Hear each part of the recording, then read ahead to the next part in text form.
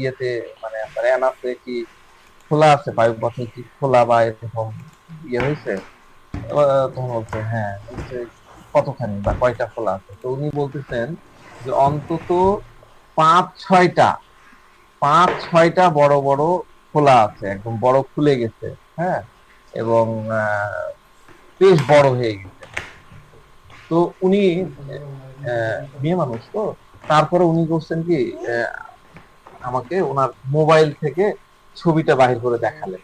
আমি দেখলাম একটা তো এত বড়, মানে জুম করে ছবি তোলা একদম ক্লোজ করে, এবং পাঁচটা না ছয়টা একদম ওই যে যেটা বললাম 3, 7, 11 ওই পজিশন গুলাতেই একদম ইয়ে হয়ে আছে, বেড়ে আছে। তো আমি ওনাকে বললাম যে এবারই কি আপনার প্রথম হলো, না এর আগেও ইয়ে হতো? তো বলছে, না, 2012 সালে প্রথম আমার এই সমস্যা হয়েছিল। তখন আমার প্রেগনেন্সি পিরিয়ড ছিল, অষ্টম মাসে আমার এই সমস্যাটা হয়েছিল।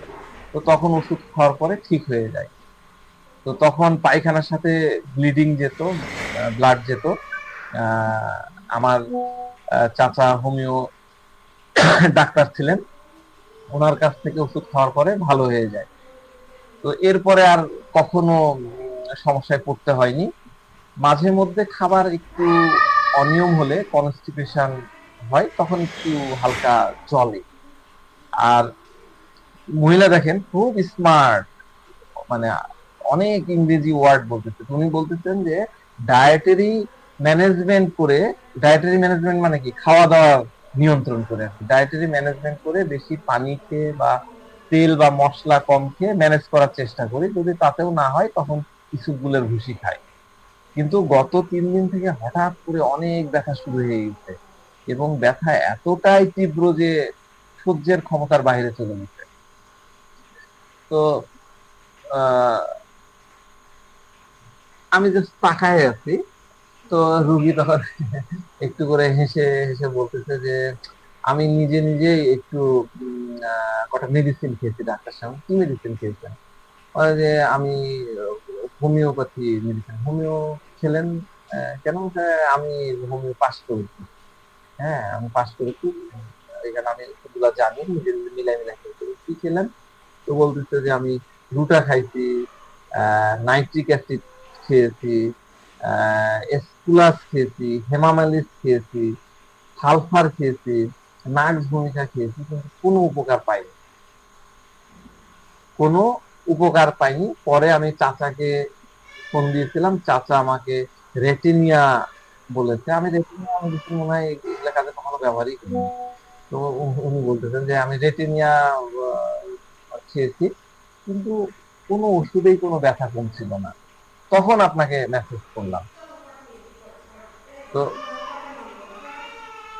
এবার আমি আহ, আচ্ছা, তার আগে একটু আলোচনা করে নিই। আপনারা বিশেষ করে যারা নতুন আছেন তাদের জন্য একটা সাজেশন আমি দিই। কারণ এই ধরনের রুগীর যখন আপনি কেস টেকিং করবেন, কেস টেকিং করার সময় আপনারা একদম রুগীর জেস্টার, সে কিভাবে হাত নাড়াচ্ছে, কিভাবে কথা বলছে, এরকম করে আছে না এরকম করে আছে, এই জিনিসগুলো ভালো করে খেয়াল করবেন। তার গলার টোন খেয়াল করবেন, কিরকম টোনে কথা বলতেছে, সেই বিষয়টা আপনি খেয়াল করবেন। ঠিক আছে? এই আনিস ভাইয়ের কি হয় প্রতিদিন, আনিস ভাই ঢুকতে পারে না কেন?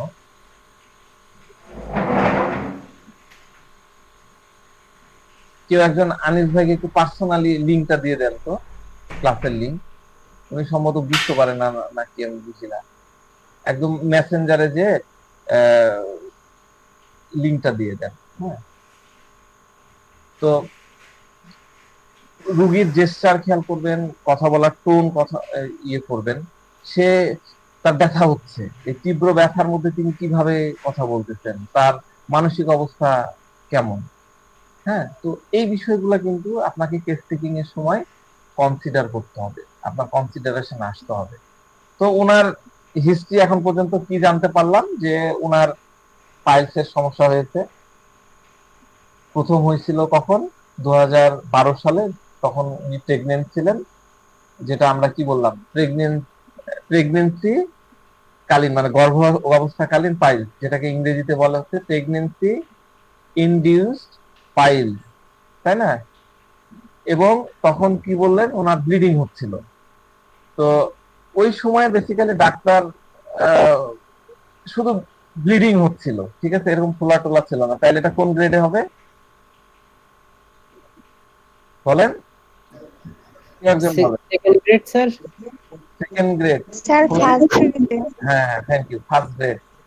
ফার্স্ট গ্রেডে শুধু ব্লিডিং হচ্ছিল, এটা হলো ইন্টারনাল পাইল। তো তিনি কি করলেন, ওই সময় ওই চাচা ওষুধ দিল। আর পরবর্তীতে যদি কনস্টিপেশন দিত, তখন তিনি কি করতেন, খাদ্য তালিকা নিয়ন্ত্রণ করতেন। নিয়ন্ত্রণ করার মাধ্যমে আবার এই সুপুরের ভুসি খাবার। কথা শোনা যায় না স্যার।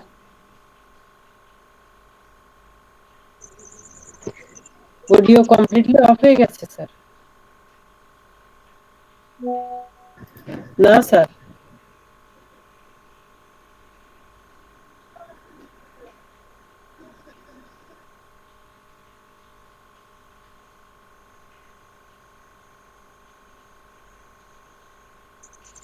স্যার কথা শোনা যায় না।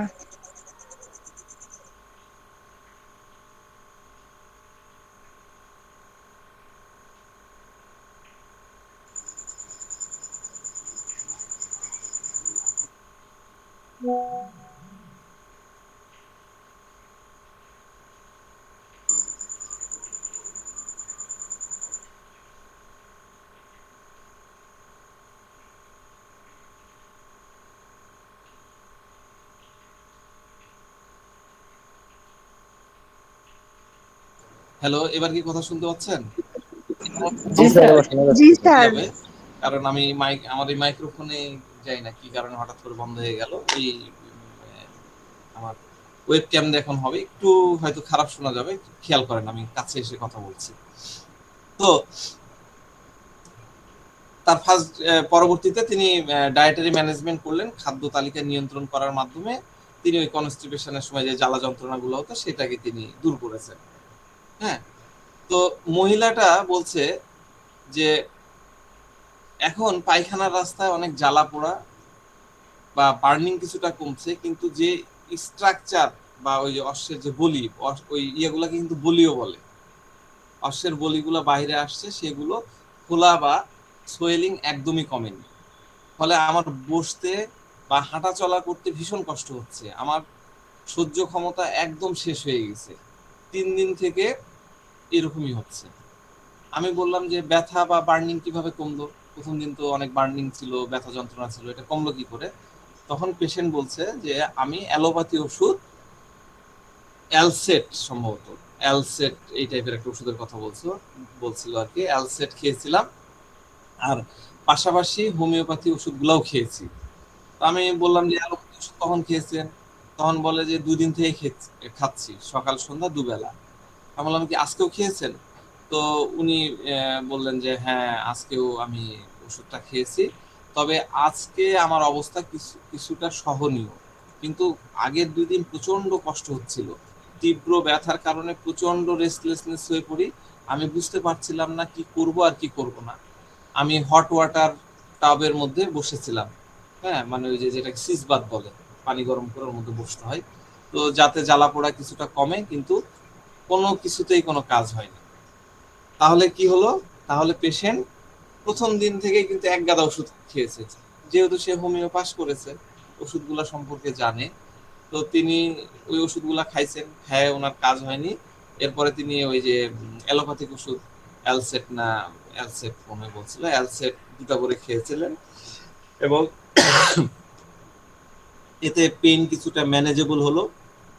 তো প্রথম দিনে উনার মানে উনি পরে আমাকে উনি বলতেছিলেন যে প্রথম দিনে যেদিন শুরু হলো ওই দিন ওনার পাইলসের যে বলি সেটা একটা ছিল, কিন্তু পরের দিন দেখা গেল যে ওই একটার পাশে আরো 2টা হয়েছে। আর আমাকে যখন ছবি দেখালো মানে 3 দিন পরে, তখন ওনার পায়ুপথে 5-6টা বলি, একটা ছোট আর মনে হয় 4টা না 5টা এরকম বড় বড় হয়ে আছে। তার মানে 3 দিনের মধ্যে তার সমস্যাটা এত দ্রুত বেড়ে গেছে, বুঝতে পারছেন? তো পেশেন্ট বলছে যে আমি ওই জায়গার ছবি তুললাম, প্রথম দিনে একটা নোট ছিল, প্রথম দিনে একটা নোট ছিল, প্রথম দিনে একটা নোট ছিল, দিনে আরো 2টা চলে আসে, কিন্তু গতকালকে 4-5টা নোট দেখা যায়। তো তিনি ওই তারপরে আমাকে মোবাইলে ছবিটা দেখালেন। তা আমি জিজ্ঞাসা করলাম যে কি হয়েছিল তখন। আপনার কিন্তু আমার এই প্রশ্নের প্যাটার্ন গুলা বোঝার চেষ্টা করবেন যে আমি কেন প্রশ্ন করছি, কি তথ্যগুলা নিচ্ছি। তো উনি বলছেন যে আমি গত 3 দিন আগে রোজা রেখেছিলাম, সরি আমি গত 5 দিন আগে রোজা রেখেছিলাম, সেদিন ইফতারে কিছুটা ভাজা পোড়া খেয়েছিলাম। পরের দিন আমার মেয়ের জন্মদিন ছিল, পরের দিন আমার মেয়ের জন্মদিন ছিল। আমার খুব এক্সারশন হচ্ছিল, তার মানে মেয়ের অনেক বন্ধুকে আমাদের বাসায় দাওয়াত দিয়েছিলাম, জন্মদিনে কেক সহ পুরি চানাচুর এমন অনেক কিছু খেয়ে ফেলেছি।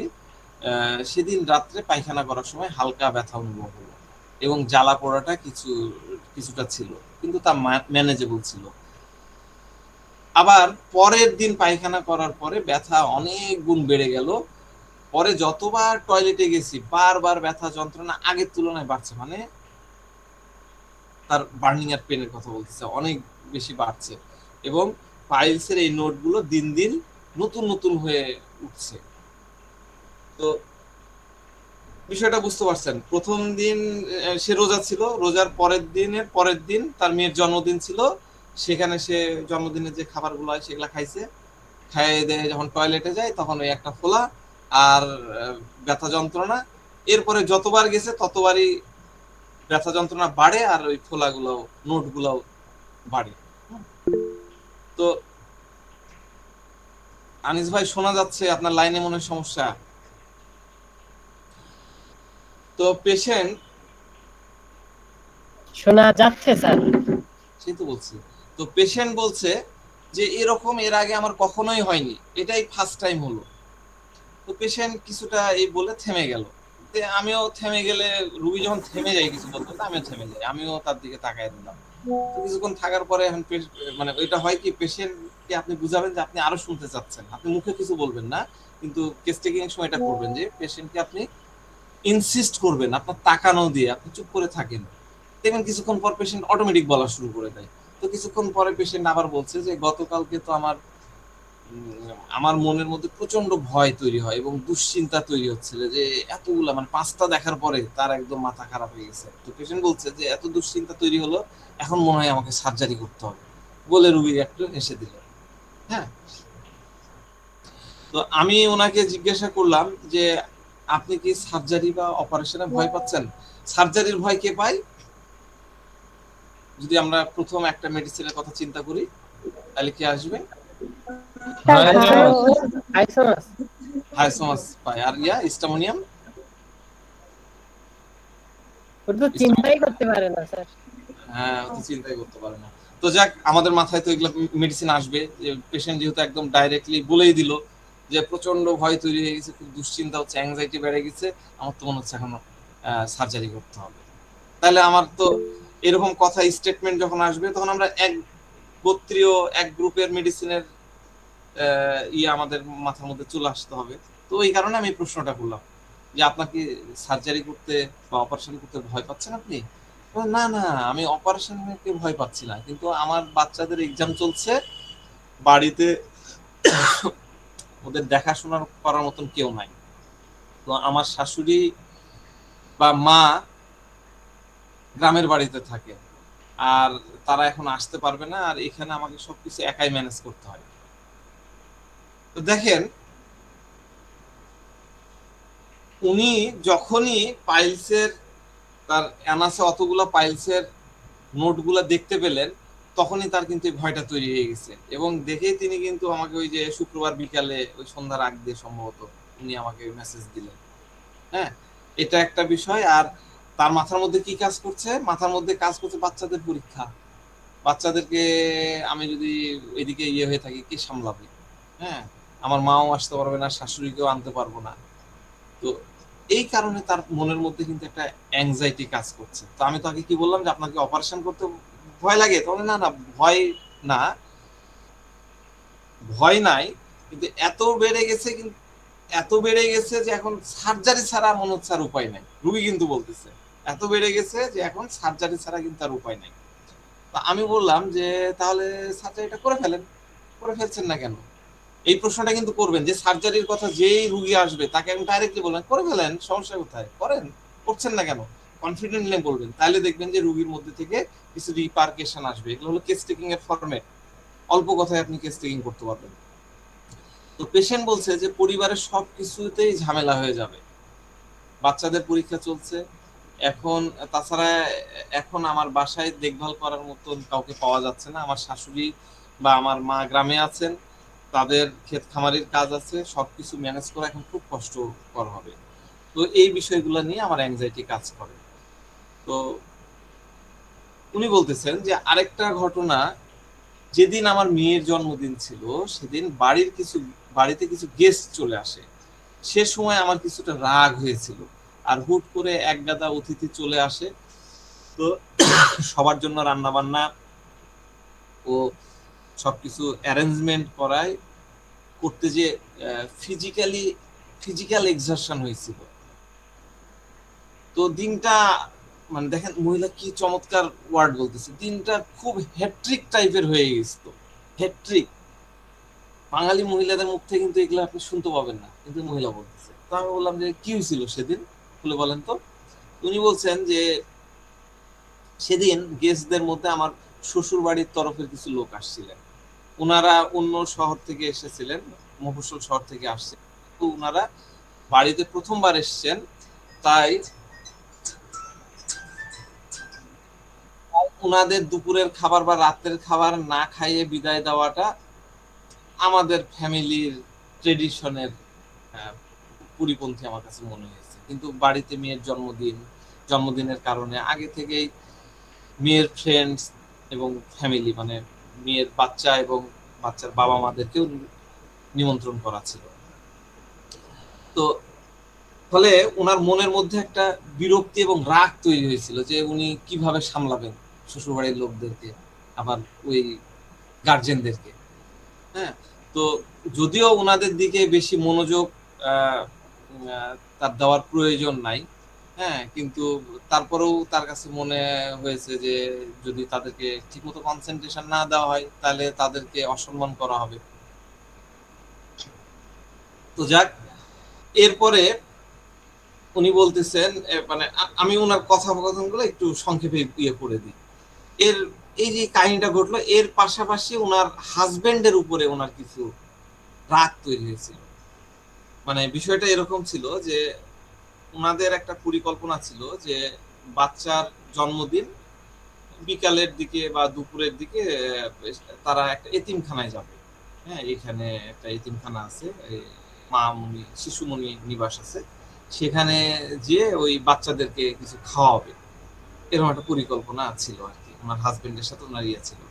তো ওনার হাজবেন্ড বলছিল যে দুপুরে তো হবে না, আমি অফিস থেকে ম্যানেজ করে 5টার মধ্যে আমি চলে আসব, অফিসের কাজ শেষ করে চলে আসবো। কিন্তু সেদিন ওনার হাজবেন্ড অফিসের কাজ শেষ করে আসতে পারেননি। আর এদিকে মেয়ের বন্ধু বান্ধবদেরকে দাওয়াত দিয়েছে সন্ধ্যার পরে 7টা 7:30টার দিকে। তো এখন ওনার কাছে মনে হচ্ছিল যে হাজবেন্ড যদি সময় মতো কাজ শেষ না করে তবে তিনি কখন এই বাচ্চাদেরকে, এতিমখানার বাচ্চাদেরকে খাওয়াতে যাবেন, আর কখন এই ফ্রেন্ডস যারা আছে মেয়ের তাদেরকে আপ্যায়ন করবে।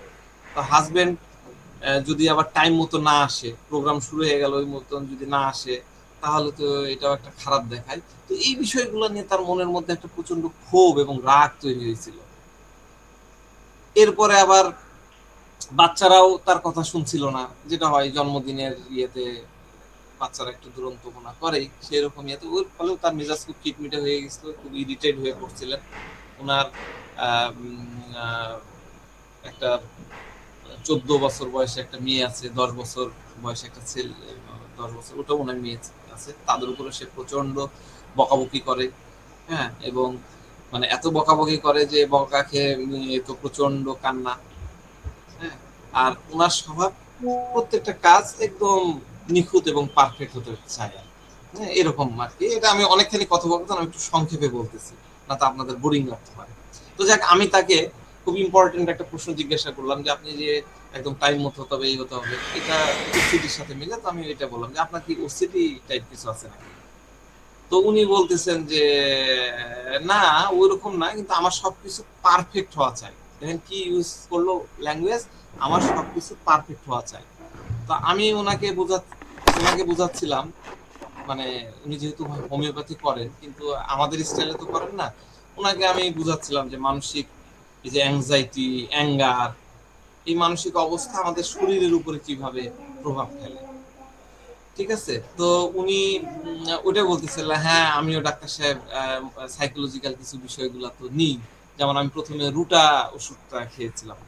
হ্যাঁ, তো কেন রুটা খেলেন? তো উনি বলতেছে যে রুটার একটা অন্যতম লক্ষণ আছে যে স্বামীর উপরে রাগ, অ্যাঙ্গার টুয়ার্ডস হাজবেন্ড, এই টাইপের একটা আছে। তো আমার মনে হলো যে হাজবেন্ডের উপর তো আমার প্রচন্ড রাগ হচ্ছিল, সে কারণে হবে, ওই কারণে আমি রুটা খাইছিলাম। তো মহিলা বলতেছে যে এই ওষুধ খাওয়ার পরে পাইলসের ব্যথা, যন্ত্রণা বা জ্বালা বা ওই ইয়েগুলো সাইজের কোনো উন্নতিও হয়নি, বরং বেড়েছে। সমস্যা দিন দিন বেড়েছে, এটা নিয়ে তার টেনশন হচ্ছিল। তো আমি পেশেন্টকে জিজ্ঞাসা করলাম যে সমস্যা এত দ্রুত বাড়ছে বলে কি আপনার ভয় লাগছে? তো উনি বলছেন যে আমার মনে হচ্ছে যে আবার সার্জারি করতে না হয়। এই জন্যই আমি আপনাকে গতদিন ফোন দিয়েছিলাম, যে আমার কাছে মনে হয়েছিল যে আপনার সাথে কথা বললে একটা সলিউশন পাওয়া যাবে, একটা ভালো সাজেশন পাওয়া যাবে। তো আমি বললাম যে এর আগেও কি এরকম কোনো পরিস্থিতি তৈরি হয়েছিল, যে যখন উনি কিন্তু খুব সুন্দর একটা ওয়ার্ড ইউজ করছিলেন যে হ্যাট্রিক, হ্যাট্রিক যে, হ্যাঁ, তো আমি ওটাই ওনাকে বললাম যে সব আপনার কি এর আগেও এরকম কোনো পরিস্থিতি হয়েছিল যে সবকিছু আপনার কাছে মনে হচ্ছিল যে হ্যাট্রিক টাইপের? তো উনি বলছে যে হ্যাঁ এরকম হয় মাঝে মধ্যে, কিন্তু সেদিন একটু বেশি হয়েছিল। উনি মানে ওনার সাথে কিন্তু হাজবেন্ডও ছিল। তো বলছে যে উনি অফিসে ছিলেন, যে সময় আসার কথা সে সময় তিনি আসতে পারলেন না, আবার 1-1.5-2 ঘন্টা লেটে আসলেন। উনি তো কোনো প্রকার আমাকে হেল্প করতে পারেননি। এরপরে আমি ওই মহিলার নেচার সম্পর্কে জানতে চাইলাম, কারণ আপনারা জানেন যে আমার অন্যতম কেস টেকিং এর প্রিয় প্রশ্ন হচ্ছে নেচার সম্পর্কে জানা। এবং এটাও আপনাদেরকে বলে রাখি, হোমিওপ্যাথি ওষুধ নির্বাচন করতে গেলে, সিলেকশন করতে গেলে আপনাকে রোগীর মেজাজ বা নেচার সম্পর্কে আপনাকে জানতে হবে, এটা খুবই গুরুত্বপূর্ণ। তো আমি ওনাকে সরাসরি প্রশ্ন করলাম যে আপনার নেচার সম্পর্কে একটু বলেন দেখি। তো যেটুকু উনি বললেন যে উনি শান্ত প্রকৃতির, পরিস্থিতি খুব সহজেই মেনে নেন, মনের মধ্যে কোনো ক্ষোভ বা কথা তিনি চেপে রাখেন না। ওনার কোনো বিষয় খারাপ লাগলে বা কোনো অন্যায় দেখলে তিনি সাথে সাথে রিয়াক্ট করেন, এবং যা সঠিক তার সঠিক এবং যা ভুল তা ভুল একদম স্পষ্ট মুখের উপরে জানায় দেয়। তিনি অন্যায় একদম সহ্য করতে পারেন না, এবং ইনস্ট্যান্টলি তার মতামত প্রকাশ করে দেন। ওনার মনের কথা মুখের উপরে একদম সরাসরি চলে আসে। তো উনি বলতেছেন যে আমি বাবা মার সামনে বলে দিই, আমার বন্ধু বান্ধব সবার সামনে বলে দিই, আমার হাজবেন্ডের সামনে বলে দিই, কিন্তু আমার শ্বশুর পক্ষের কারোর সামনে আমি বলতে পারি না। তো আমি জিজ্ঞাসা করলাম যে অতীতের কোনো রাগ বা ক্ষোভ আপনার মনের মধ্যে আছে কি? তো উনি বলছেন যে হ্যাঁ ছিল, কিন্তু আমি মেডিটেশন করে সেগুলো বের হয়ে গেছে। তো আমি তার সাথে আসা তার হাজবেন্ডের দিকে একটু তাকালাম, তাকায় একটু জিজ্ঞাসা করলাম যে সাধারণত দেখবেন যে হাজবেন্ড যদি আপনার কাছে ট্রিটমেন্ট নিতে আসে, আপনি ওয়াইফের কাছে প্রশ্ন করবেন, আর ওয়াইফের যদি ট্রিটমেন্ট নিতে আসে তো হাজবেন্ডের কাছে করবেন। তার হাজবেন্ড আসছে, আমি হাজবেন্ডকে তাকায় বললাম যে ওনার রাগ কেমন বলেন তো। হ্যাঁ, আমি বললাম যে উনি কি সেদিন খুব বেশি রাগ করেছিল বা কি অবস্থা? তো আমি হাজবেন্ডের দিকে তাকাচ্ছি, উনি বলা শুরু করলেন যে হাজবেন্ডের দিকে তাকায় বলছে আচ্ছা বলো তো আমি কি সেদিন রাগ করেছিলাম, তোমাকে কিছু বলেছিলাম? তখন তার হাজবেন্ড বলছে যে সেদিন তার খুব বিজি টাইম কাটছে, সকাল থেকে তাকে এখানে ওখানে দৌড়াদৌড়ি করতে হয়েছে, সবকিছু তাকে ম্যানেজ করতে হয়েছে। তো যতটুকু বুঝেছি যে সে যা এক্সপেক্ট করছিল সকাল থেকে আমি তাকে হেল্প করি, তাকে সহযোগিতা করি, তো সেটা তো আমি করতে পারিনি। হ্যাঁ, আমি বেসিক্যালি ভেবেছিলাম যে হাজবেন্ড বলতেছে যে আমি বেসিক্যালি ভেবেছিলাম যে অফিস থেকে তাড়াতাড়ি এসে 5টার পর থেকে তাকে সহযোগিতা করবো, কিন্তু সেদিন অফিসে এত কাজের চাপ যে আমি বের হতে পারছিলাম না। এমনকি আমার কনফেকশনারি থেকে কেক আনার কথা ছিল, 2টা কেক অর্ডার দেওয়া ছিল, একটা কেক ওই এতিমখানায় কাটার জন্য, আরেকটা এখানে আনার জন্য। ওটা আনার কথা ছিল, আমি কেক আনতে পারিনি, সেটাও সে নিয়ে আসছে। এরপরে মহিলা বলা শুরু করলো যে তখন 7:30 বেজে গেছে, আমার মধ্যে প্রচন্ড ইরিটেশন হওয়া শুরু হলো, গেস্টরা চলে আসছে, আর আপনি এখন কেক আনতে যাবেন, এটা মোটেই ভালো দেখায় না। আপনাকে অবশ্যই গেস্ট আসার আগে কমপ্লিট প্রিপারেশন নিতে হবে প্রোগ্রামে, এটাই তো হওয়া উচিত। আমাকে আবার উনি পাল্টা করছেন যে সবার আসার আগেই তো প্রিপারেশন পুরো হওয়া উচিত, তাই না? আচ্ছা, আমিও ঠিক একটু বললাম। তো যাক, মহিলাটাও যা বললো, হাজবেন্ডও কিন্তু একই কথাই বললো। তো একটা জিনিস মাথায় রাখবেন, পেশেন্ট যখন স্পন্টেনিয়াসলি এই টাইপের কথা বলবে, আপনি তখন পেশেন্টকে এমন কোন একটা কোশ্চিন করবেন যে কোশ্চিনে তাকে বিব্রত করার অবস্থার মধ্যে ফেলে দেওয়া যায়, তাকে ডিসকমফোর্ট করা যায়, এরকম কোশ্চিন করবেন। তাই আমি জিজ্ঞাসা করলাম যে আচ্ছা, আমি জাস্ট জানার জন্য একটা প্রশ্ন করতে চাই, আপনি একটু বলেন, গেস্টের সামনে এই যে আপনি বললেন কেক আনাটা কেমন হয়, গেস্টের সামনে কেক আনলে কি হবে? গেস্ট কারা ছিল? শুধু কি বাচ্চারা ছিল, না বাচ্চার বাবা মামা বড়রা ছিল? তো মহিলা বলছে যে বাচ্চারা ছিল, আমার বাচ্চার ফ্রেন্ডস ছিল, তাদের বাবা মাও ছিল। এখন তাদের সামনে যদি আনা হতো তাহলে তারা একটু কেমন তো ভাবতেই পারতো যে প্রোগ্রামে দাওয়াত দিয়েছে, হ্যাঁ, আর ঠিক মতো সবকিছু অ্যারেঞ্জ করতে পারেনি, এটা কেমন হতো। তো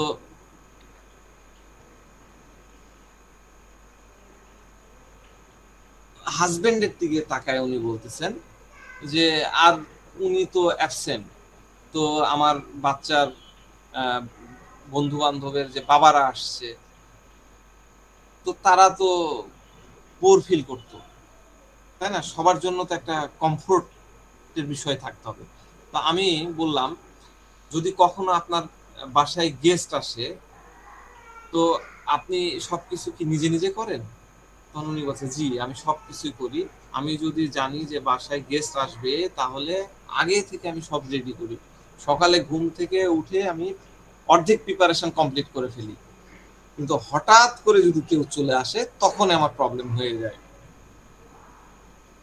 তো আমি বললাম, তাহলে সেদিন তো আপনার মেয়ের জন্মদিন ছিল, আপনি তো জানতেন যে সবাই বিকালে বা সন্ধ্যায় আসবে, তো আপনি কেন আগে থেকে আগে প্রিপারেশন নেননি?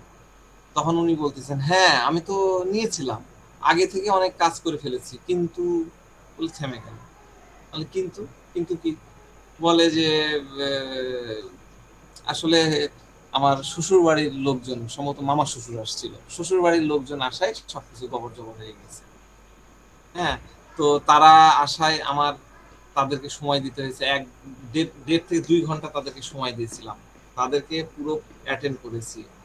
হ্যাঁ, সেদিন আবার আমার কাজের মেয়ে দেরিতে আসছে, লেটে আসছে, তার সবকিছু ধোয়া মোছার কথা ছিল, কিন্তু সময় কমের কারণে সে কাজগুলো করতে সে এলোমেলো করে ফেলেছে, সবকিছু একদম হ্যাপাজার্ড হয়ে গেছিল।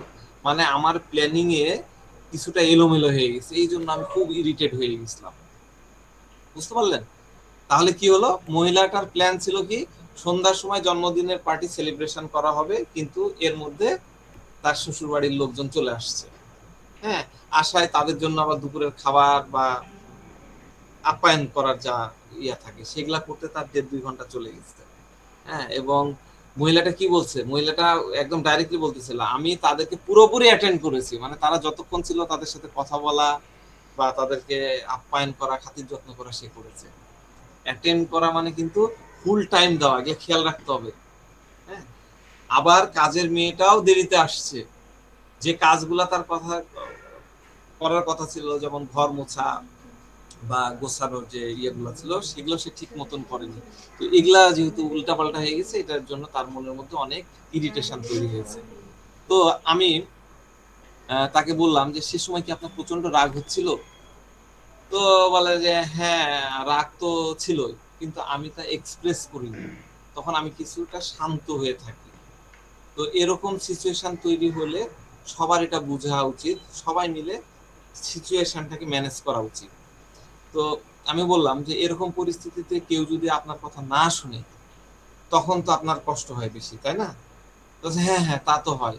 যেমন আমার মেয়ে মেয়ে মোবাইল নিয়ে বসেছিল, আমি তাকে বললাম যে তোর জন্মদিন, তুই একটু আমাকে এসে হেল্প কর, আমাকে একটু একটু কাজে হাত বাটা, তাহলে তো অনেক কাজ আগায়। এমনিতেই তো আমি তাকে, সে যখন মোবাইল নিয়ে থাকে আমি তাকে খুব একটা নিষেধ টিষেধ ওইভাবে করি না, বা বাড়ির কাজের জন্য আমি কখনোই বলি না। হ্যাঁ। তো আবার তখন মনে হচ্ছিল যে আজকে আমার জন্মদিন, মেয়ে হয়তো ভাবতে পারে যে আজকে আমার জন্মদিন আর আজকে আমাকে দিয়ে কাজ করাই নিচ্ছে, তো এটাও আমার মধ্যে আবার খারাপ লাগাটা কাজ করছিল। তো এবার আমি তার হাজবেন্ডকে জিজ্ঞাসা করলাম যে বাসায় তার নেচার বা তার স্বভাব কিরকম থাকে, একটু বলেন দেখি তার নেচার সম্পর্কে, আপনি একটু বলেন। তো হাজবেন্ড বলছে যে এই ঘটনার পর থেকে সে আর ভালো নাই। হ্যাঁ, সে আর ভালো নাই। আগে তো সবকিছু ওকে ছিল, হ্যাঁ, কিন্তু সে কিছুটা সেদিন এক্সহস্টেড হয়ে পড়ে, যদিও তার কিছুটা পেন ছিল, তারপরেও কাজ করেছে। কাজের মেয়েটা আবার যেদিন জন্মদিনের প্রোগ্রাম ছিল তার পরের দিন আসেনি।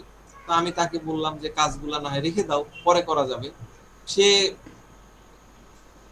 মানে তুমি পরে নেক্সট একটু সুস্থ হয়ে নাও, তারপরে ইয়ে করো, সেগুলো পড়ে থাকলে তো সমস্যা নাই, তুমি রেস্ট নাও। তো কিন্তু সে পরের দিন কাজ ফেলে রাখতে নারাজ। হ্যাঁ, সে সবগুলা কাজ সে শেষ করেছে। তো সে আমাকে বলল যে আমার সবকিছু কমপ্লিট করতে হবে। তো যাক, আমি তাকে মহিলার দিকে তাকায় বললাম যে আপনার তো, আপনি সেদিনই কষ্টের কথা বললেন, তো কি দরকার ছিল আপনার কাজগুলো করার? পরে করতে পারতেন, বা পরের দিন তো কাজের মেয়ে আসতো, তখন করতেন। উনি বলতেছেন আমি বসে থাকতে পারি না, যতক্ষণ না কাজ শেষ হয় ততক্ষণ আমি স্বস্তি পাই না, আমার সব কিছু পার্টিকুলার চাই। 24 ঘন্টার যে কাজগুলো হওয়া দরকার সেগুলো যেভাবে যেভাবে হতে হবে সেভাবেই করতে হবে। হ্যাঁ, 24 ঘন্টা যে যে কাজ হওয়া দরকার সেগুলো সেভাবেই আমাকে করতে হবে। হাজবেন্ড বলছে সারাদিন সে বিজি, সে অনেক কাজ করছে, খুব টায়ার্ড, তারপরেও ওই রাত্রে, জন্মদিনের রাত্রে সে ঘুমাতে যাওয়ার আগে সে পুরা ঘর বাড়ি ঝাড় দিল দিয়ে তারপরে ঘুমাতে গেল। এমনি সময়ও তাই, রাত যতই হোক তাকে সে ঝাড়ু দিবে। তাহলে কি হলো, এই যে গল্পটা পড়লাম, এই গল্পটার ইয়েটা কি হলো, মেয়ের জন্মদিন, পরের দিন কাজের মেয়ে আসেনি, মহিলাটার কিছুটা জ্বালা পোড়া রাত থেকে তো হয়েছে, ব্যথা শুরু হয়েছে। হাজবেন্ড বললো যে তুমি কাজগুলো ছেড়ে দাও, একদিন না করলে কি হবে, কিন্তু মহিলা বলছে না, সবগুলো একদম সঠিকভাবে হতে হবে। সকালে থেকে সে কাজগুলা কিন্তু করেছে, এবং রাত্রে ঘুমাতে যাওয়ার আগে আবার সারা বাড়ি ঝাড় দিয়েছে। আর সে কি বললো, মহিলা কি বললো, মহিলা বললো যে 24 ঘন্টার কাজ সে একটা পরিকল্পনা করে রাখে, সকাল থেকে রাত পর্যন্ত কি কি পরিকল্পনা আছে সে অনুযায়ী সব একদম ঠিকঠাক ভাবে সে করবে। বুঝতে পারছেন? তো যাক, আমি হাজবেন্ডকে বললাম যে ওনার সম্পর্কে আরো একটু কিছু বলেন। তখন হাজবেন্ড বলছে যে সে সবকিছুর খেয়াল রাখে, বাড়ির কাজে তো আমি তাকে সেরকম কোনো হেল্প করতে পারি না, সবকিছু সেই ম্যানেজ করে, সকালে ঘুম থেকে উঠে রাত পর্যন্ত সবকিছু পরিকল্পনা মাফিক কাজ করে। সে এমনিতে খুব জলি পার্সন, তার মনে আহ, মানে খুব শান্ত প্রকৃতির, জলি, সহজেই মিশতে পারে, কিন্তু তার মনের মধ্যে যদি কিছু হয়, হ্যাঁ, রাগ হয়, তখন সে কখনো দেখা যাচ্ছে শান্ত থাকছে, এবং তখন দেখা যায় যে খুব একটা কথাবার্তা বলবে না, চুপচাপ থাকে। তা আমি মহিলাকে জিজ্ঞাসা করলাম, আচ্ছা জন্মদিনের দিন যে আপনার শ্বশুর বাড়ির লোকজন আসছিল, সেই বিষয়টা নিয়ে আপনার মনের মধ্যে কি কিছু কাজ হচ্ছিল বা এখনো কিছু কাজ হয়? তো উনি বলতেছেন সেদিন আমার মামা শ্বশুর আমাদের বাসায় প্রথম এলেন। হ্যাঁ, বাচ্চার জন্মদিনের প্রোগ্রাম অ্যারেঞ্জমেন্ট করার কাজে ব্যস্ত থাকে, তাকে তো আমি ভালো মতো খাওয়াতে পারলাম না।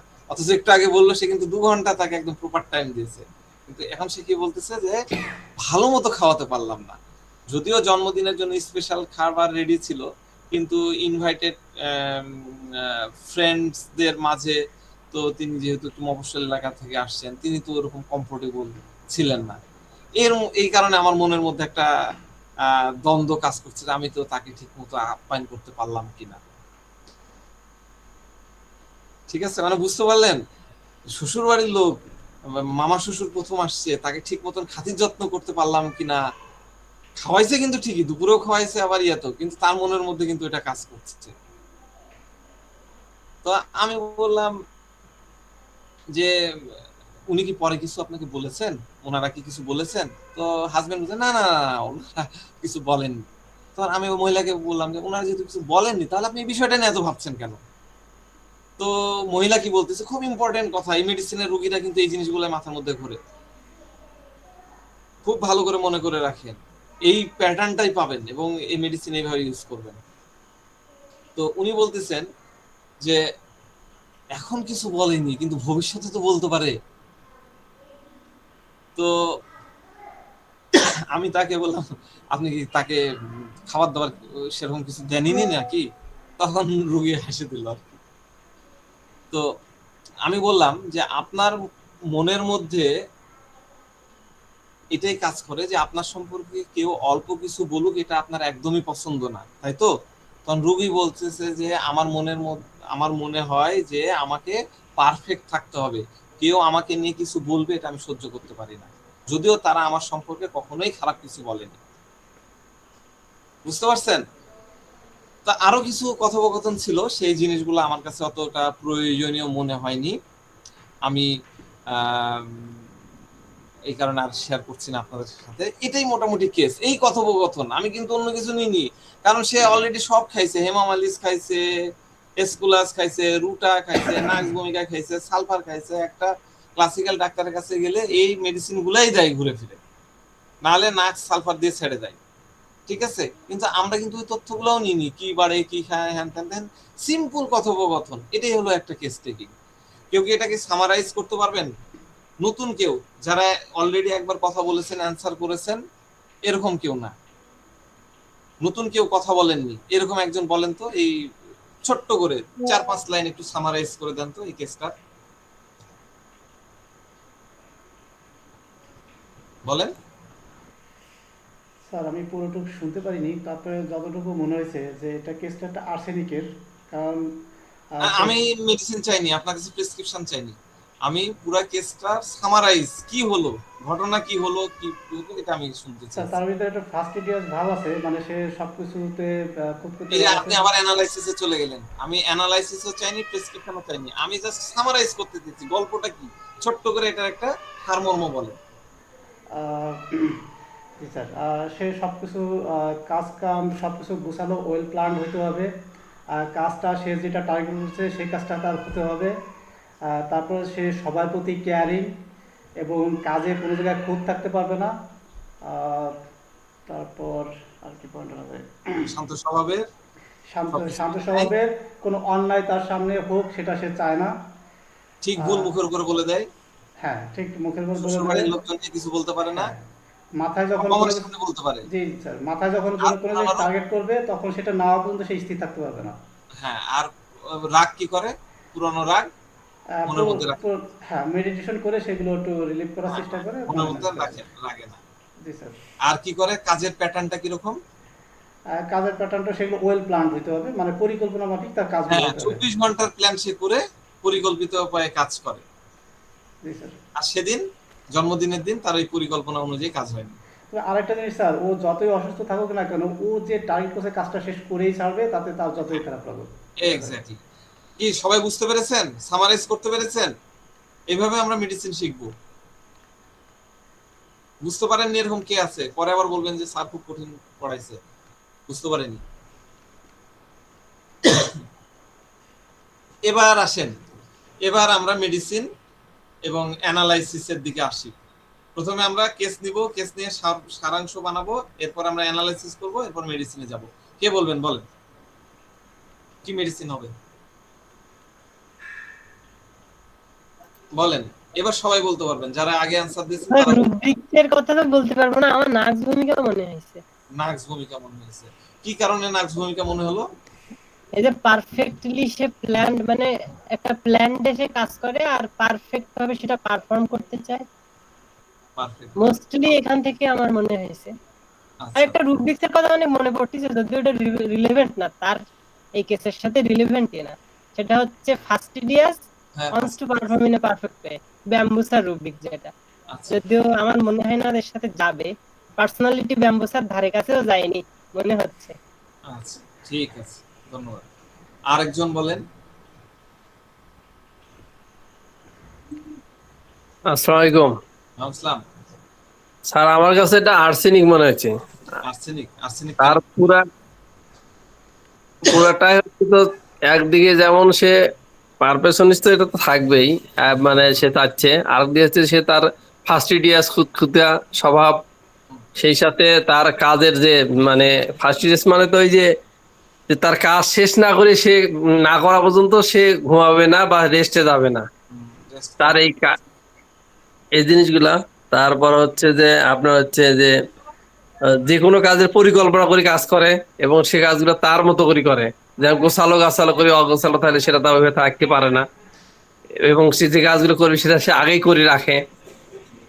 আমার কাছে পুরো আর্সেনিকই আর কি, এরকম ভাবে আর কি, যেটুকু আমি শুনছি আর কি। আচ্ছা, স্যার এখানে এরপরে যে কটা রুব্রিক আসে সেগুলো বলবো স্যার, এইটুকুর মধ্যে যে রুব্রিকগুলো আসতে পারে। হ্যাঁ, বলেন বলেন। স্যার এখানে একটা আছে ইনজাস্টিস ক্যানট সাপোর্ট, তার সামনে অনভায়োলেশন প্রতিবাদ করে। তারপর আছে ইনজাস্টিস হ্যাঁ, সাপোর্ট। হ্যাঁ, rest cannot take rest when things are not in proper place. তার মাথায় যে টার্গেট আসবে সেই কাজটা তাকে করতে হবে, না করা পর্যন্ত সে স্থির থাকে না। ফাস্টিডিয়াস আছে, খুঁতখুঁতে স্বভাবের, কাজগুলো পারফেক্ট হইতে হবে। তারপর আছে anxiety, anxiety family about his, কারণ তার পরিবারের সদস্য সবাই ভালো থাকুক, সেগুলো নিয়ে সে চিন্তা ভাবনা করে। তারপর সে অ্যাংজাইটি আদার্স ফর আসতে পারে, যেমন তার রিলেটিভ আছে তাকে নিয়েও সে চিন্তা করতেছে যে সে ঠিকমতো খেতে পারলো কিনা, তার সেবা যত্ন ঠিকমতো করতে পারলো কিনা, এটা আসতে পারে। আবার অ্যাংজাইটি ফিউচার অ্যাবাউটও আসতে পারে, এই যে তার শ্বশুরবাড়ির লোকজন যদি ভবিষ্যতে তাকে কোনো কিছু বলে, কোনো কটু কথা বলে, এটা থেকে অ্যাংজাইটি ফিউচার অ্যাবাউট আসতে পারে। স্যার এগুলোই মোটামুটি আর কি পাইছি রুব্রিকগুলো। মানে আর্সেনিকই হবে, আপনিও আর্সেনিক স্যার। আচ্ছা, আর এরপরে আর কেউ বলবেন অন্য কোনো মেডিসিন?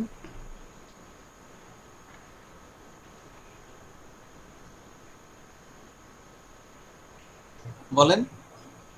আর্সেনিক তো পড়ালাম দুদিন আগে।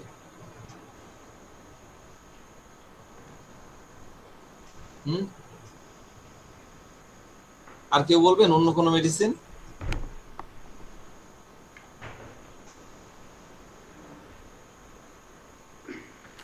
কেউ বলবেন না? বলেন। ডক্টর ফিরোজ ভাই বলবেন? ভাই আমাদের কার্সিনোসিন মনে হচ্ছে। কার্সিনোসিন মনে হচ্ছে? কার্সিনোসিন কেন? কার্সিনোসিন কেন মনে হচ্ছে? কারণ কার্সিনোসিন তো খুবই ক্রিয়েটিভ ধরনের মানুষ, সব গুছিয়ে কাজ করতে পছন্দ করে এবং সে সহ্য করতে পারে না যে তার বিরুদ্ধে কেউ কথা বলুক, কারণ সে কিন্তু তার ভিতরে ভিতরে চিন্তা করে যে কেন বললো, কি জন্য বললো, কারণ সব তো সে পারফেক্ট করতে চায়। কারণ কার্সিনোসিন তো সবচেয়ে বেশি পারফেক্ট মেডিসিন, আর্সেনিকের থেকেও বেশি পারফেক্ট হতে চায়। আর সে পারফেক্ট না হলে তো এইভাবে কাজটা করতো না, তার মনের চিন্তা ভাবনা গুলো তো এরকম ধরনের। আচ্ছা আচ্ছা, ঠিক আছে ঠিক আছে, তাহলে আমরা 3টা মেডিসিন পাইলাম। হ্যাঁ, এরপরে আর এক দুইজনের কাছে শুনে নিয়ে তারপরে যাই। ডক্টর কাশ্মীর রহমান, কাশ্মীর আপা বলবেন?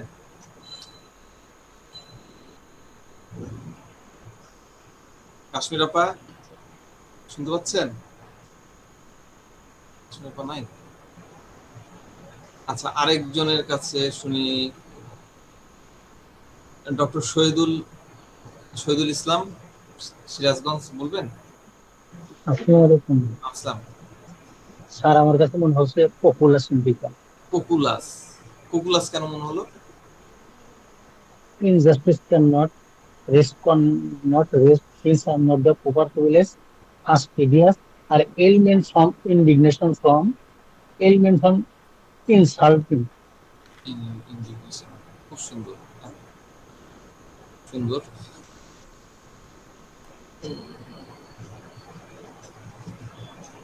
আর কেউ বলবেন?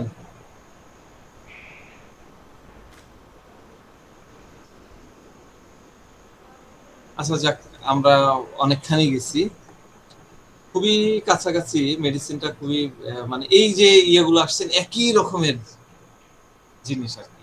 আরো কিছু মেডিসিন আপনাদের মুখ থেকে আমি শুনতে চাচ্ছিলাম। সিপিয়া খুব কাছাকাছি, হ্যাঁ, সিপিয়ার নাম আসতে পারতো, তারপরে ল্যাকিকিউনিয়ামের আসতে পারতো, এই একই টাইপেরই ক্যারেক্টার, হ্যাঁ, খুবই কাছাকাছি।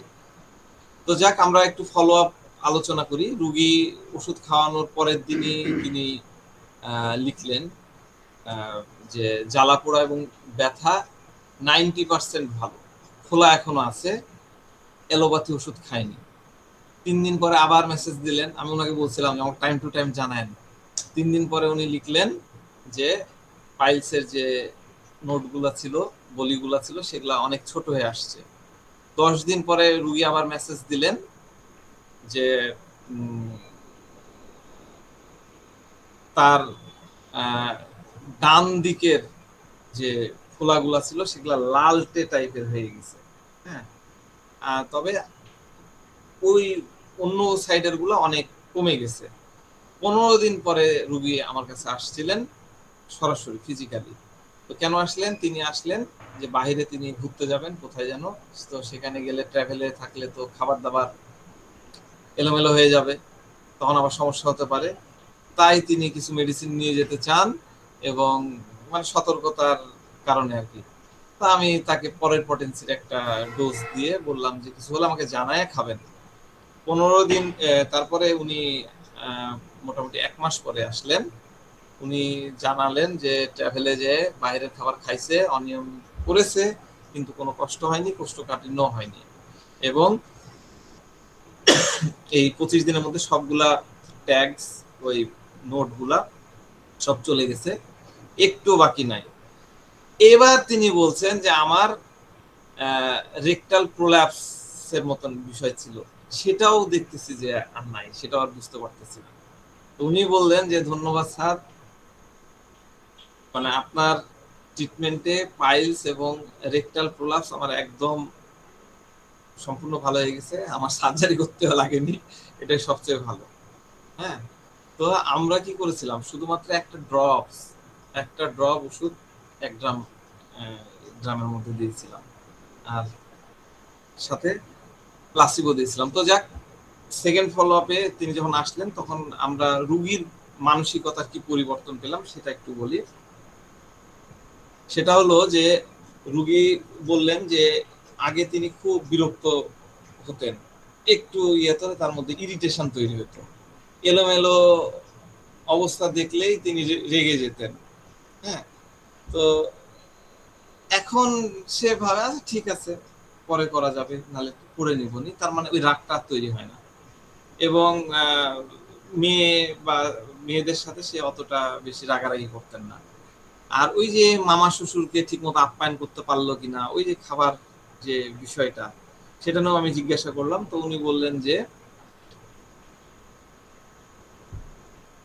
তার মনে এখনো খারাপ লাগাটা আছে, কিন্তু ওই জিনিসগুলোর মাথায় ওইভাবে আসে না, যে বাইরের মানুষ কি ভাববে, কি চিন্তা করবে, হ্যাঁ, এই ইয়েটা তার মনের মধ্যে আসে না। এই হলো ইয়েদের মানে কি বলে মোটামুটি ফলো আপ আর কি। হ্যাঁ, তো রুগীকে কি ওষুধ দিলাম, আপনাদের কি একটু টেনশনে রেখে দেবো নাকি? আজকে ক্লাসটা এখানে শেষ করে দিই। আপনাদের জন্য একটা খুব সুন্দর প্রেজেন্টেশন আমি রেডি করছি এই মেডিসিনটা নিয়ে। হ্যাঁ, তাহলে এটা উজ্জ্ব থাক।